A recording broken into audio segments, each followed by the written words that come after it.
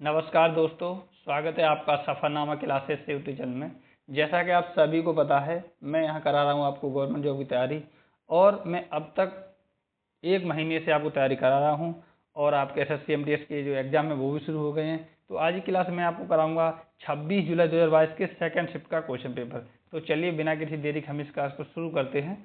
तो पहला क्वेश्चन है आपका, खाली जगह यहाँ पे पहले ही छोड़ दी है, का उपयोग अपच से छुटकारा पाने के लिए किया जाता है। तो किस चीज़ का उपयोग किया जाता है अपच से छुटकारा पाने के लिए? तो इसका जो राइट आंसर है वो हो जाएगा एंटासिड। किसका? एंटासिड। चलिए अगला क्वेश्चन देखते हैं।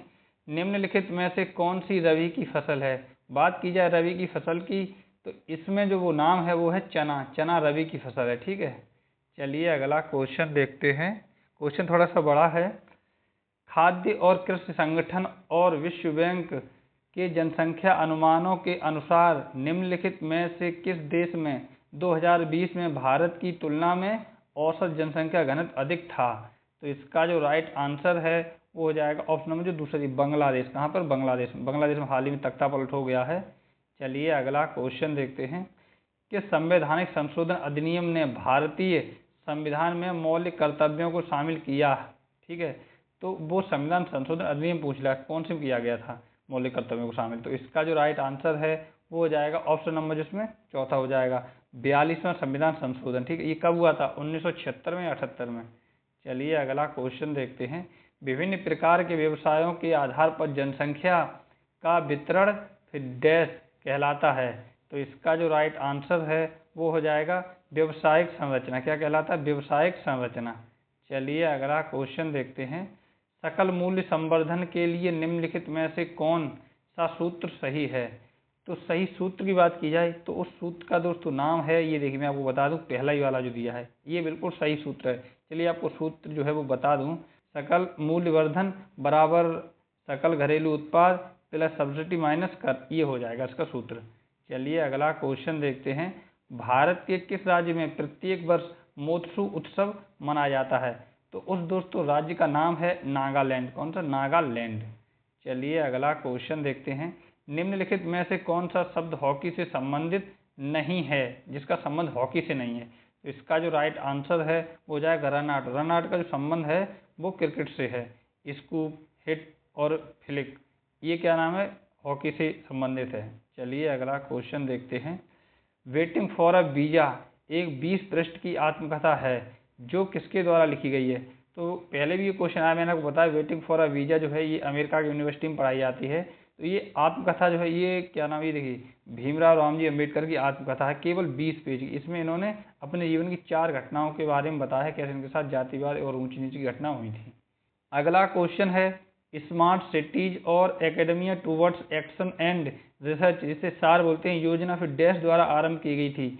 तो ये जो योजना है दोस्तों ये देखिए आवास और शहरी मामलों के मंत्रालय के द्वारा ये शुरू की गई थी। चलिए अगला क्वेश्चन देखते हैं। गुरु विपिन सिंह को वर्ष 1966 में संगीत नाटक अकादमी पुरस्कार प्राप्त हुआ। वे फिर डैश नृत्य के शिक्षक थे। तो इनका जो संबंध है दोस्तों वो मणिपुरी नृत्य से था। चलिए अगला क्वेश्चन देखते हैं। शोभना नारायण भारत के किस शास्त्र से संबंधित हैं? तो इनका जो संबंध है दोस्तों वो किससे था? ये देखिए कथक से। किससे? कथक से। और कथक उत्तर भारत का शास्त्रीय नृत्य है। चलिए अगला क्वेश्चन थोड़ा सा बड़ा हो जाएगा। निम्नलिखित में से किस संवैधानिक संशोधन ने दादरा नागर और हवेली को केंद्र शासित प्रदेश के रूप में भारत संघ में शामिल किया गया था? तो इसका जो राइट आंसर है वो हो जाएगा 10वें संविधान संशोधन के द्वारा। चलिए अगला क्वेश्चन देखते हैं। 1756 में अली वर्दी खान की मृत्यु के बाद फिर डैश बंगाल का नवाब बना, तो उसका नाम पूछ लिया है। तो इसका जो राइट आंसर है वो हो जाएगा सिराज उद दौला बंगाल का नवाब बना था 1756 में। चलिए अगला क्वेश्चन देखते हैं। AR रहमान ने किस फिल्म के लिए ग्रैमी पुरस्कार जीता? तो ये तीसरी बार आया है शायद। तो AR रहमान ने स्लिम डॉग मिलियनेयर के लिए पुरस्कार जीता है। स्लिम डॉग मिलियनेयर पुस्तक किसने लिखी? ये भी क्वेश्चन आ चुका है। चलिए अगला क्वेश्चन देखते हैं। डैश को मोटे तौर पर पश्चिमी घाट और पूर्वी घाट में विभाजित किया गया है। तो किसको किया गया है? तो इसका जो राइट आंसर है वो हो जाएगा दक्कन का जो पठार है इसको किया गया, दक्कन के पठार को। चलिए अगला क्वेश्चन देखते हैं।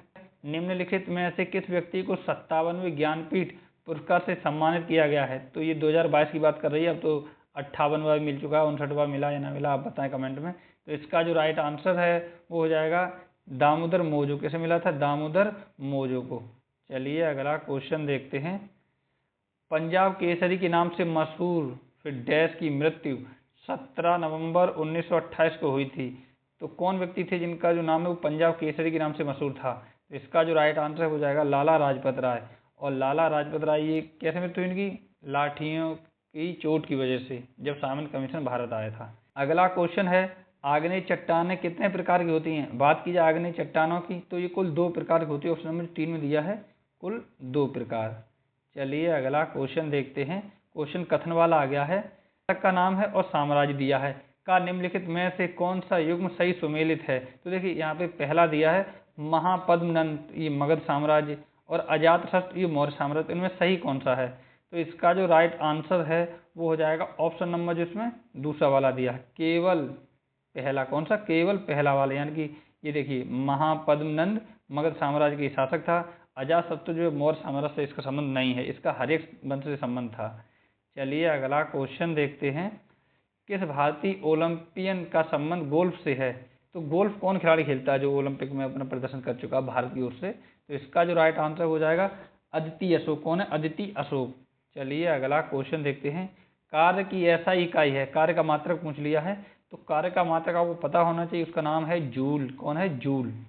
चलिए अगला क्वेश्चन देखते हैं। क्वेश्चन थोड़ा सा लंबा हो जाएगा, तो देखिए खाली जगह पहले ही दे दी गई है। को सामान्यतः अपूर्ण कवक के रूप में जाना जाता है क्योंकि इस कवकों की केवल अलैंगिक या कायित अवस्था ही ज्ञात है। इसका जो राइट आंसर है वो हो जाएगा ऑप्शन में जो दूसरा दिया है, ड्यूटेरोमाइसेट्स। क्या? ड्यूटेरोमाइसेट्स। चलिए अगला क्वेश्चन देखते हैं। गुलबर्ग किला भारत के किस राज्य में स्थित है? तो बात की जाए गुलबर्ग किला की तो ये है दोस्तों कर्नाटक में। कहाँ पर? कर्नाटक में। चलिए अगला क्वेश्चन देखते हैं और ये आपका लास्ट क्वेश्चन है। रानी रुद्रमा देवी भारत के किस वंश से संबंधित थीं? तो इनका जो संबंध है दोस्तों वो ये देखिए कातकी साम्राज्य था। और ये दूसरी बार क्वेश्चन आया, और कातकी साम्राज्य दक्षिण भारत में था, और रुद्रमा देवी नाम से दक्षिण भारत में ही एक फिल्म भी बनी है साउथ में। तो ये था दोस्तों आपके SSC MT प्रीवियस ईयर का क्वेश्चन पेपर। चलिए मिलते हैं नेक्स्ट प्रैक्टिस सेट में। तब तक आप अपना और अपनी फैमिली का अच्छे से ख्याल रखिए और हमें दीजिए इजाज़त, और आप अच्छे से जो तैयारी करते रहें। धन्यवाद दोस्तों।